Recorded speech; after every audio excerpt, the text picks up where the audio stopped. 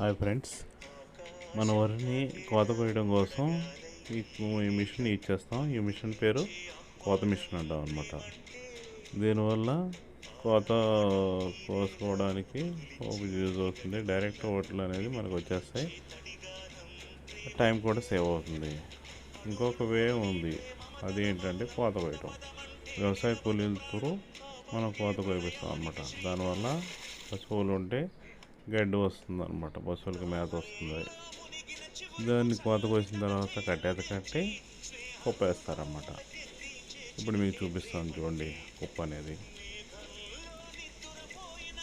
చూడండి చూడండి వస్తుంది. అదిగోండి ఫ్రెండ్స్, అదే కుప్ప అనమాట. దాన్ని వ్యవసాయ కూలీలతో కోత కోయించి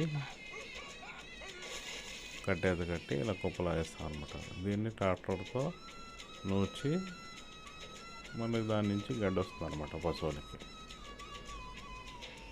అది ఫ్రెండ్స్, వ్యవసాయ కోతల్లో 2 విధాలుగా మనం సాగు చేసుకోవచ్చు.